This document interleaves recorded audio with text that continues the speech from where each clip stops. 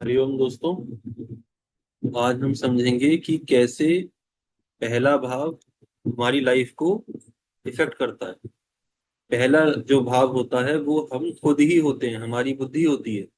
तो जो ये पहला भाव है किसी भी कुंडली में, जो सबसे पहले वाला हाउस होता है ना, ये वाला, ये होता है पहला भाव। इसके अंदर हमारी बौद्धिक क्षमता आती है। एक तरह से आप मानिए कि इस हाउस में हमारा जन्म हो रहा है।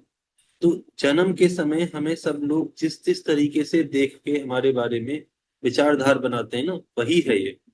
हमारा रूप रंग इसमें आता है, हमारी ओवरऑल पर्सनैलिटी आती है। इसके अंदर पता चलता है कि हम किस तरह का बिहेव करेंगे, किस तरह का नेचर होगा। वो सब कुछ इसी के अंदर आता है। इसमें हमें पता चलता है कि हमारा थॉट प्रोसेस कैसा है, हमारा फेस कैसा होगा।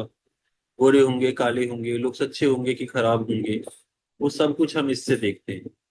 तो आइए कुछ एग्जाम्पल लेते हैं। मानिए इस वाले हाउस में अगर वीनस बैठे हैं। वीनस माने शुक्रदेव। तो अगर शुक्रदेव बैठे हैं, इसका मतलब है कि रंग गोरा हो सकता है, व्यक्ति सुंदर हो सकता है, क्योंकि जो शुक्रदेव है वो सुंदरता के प्रतीक है। जो स्किन होगी वो ज्यादा हार्श नहीं होके सॉफ्ट होगी, चमक होगी चेहरे के ऊपर। अगर यहीं पर हम बोलते हैं कि जुपिटर बैठे हैं।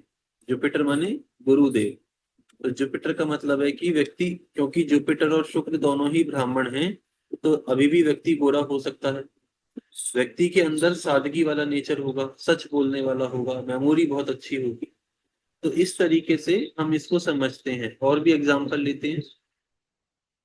यहाँ पर मर्क्यूरी बैठे हैं।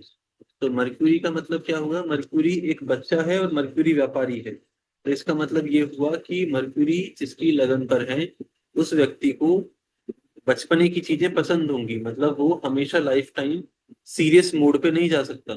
जब उसको टेक्निकल बिजनेस की बातें करनी है, बिजनेस की बातें करनी है। जब वो बच्चों के साथ खेलेगा तो बच्चों की तरह खेल लेगा।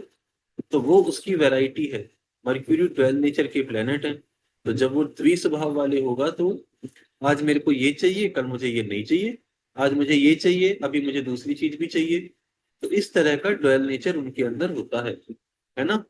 इसके अलावा मर्क्यूरी जो है वो स्किन के कारक होते हैं। तो यदि मर्क्यूरी मेलेफिक नहीं है तो ऐसे लोगों की स्किन बड़ी अच्छी होती है, दिमाग अच्छा होता है। इसके बाद अगर हम देखें, यहाँ पे आप बताइए और किसको बिठाएं। हम यहाँ सूर्य देव को बिठाते हैं।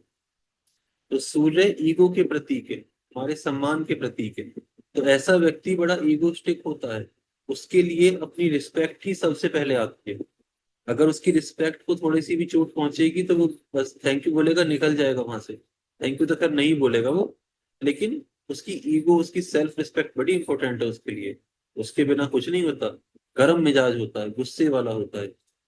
और राजा जैसा उसका लुक होता है, उतनी सॉफ्ट स्किन, या जरूरी नहीं है वो गोरा या बहुत अच्छा दिखने में हो। रफ स्किन हो सकती है उसकी, रेडनेस होगी चेहरे के ऊपर। इस तरीके से हम इसको देखते हैं। Thank you.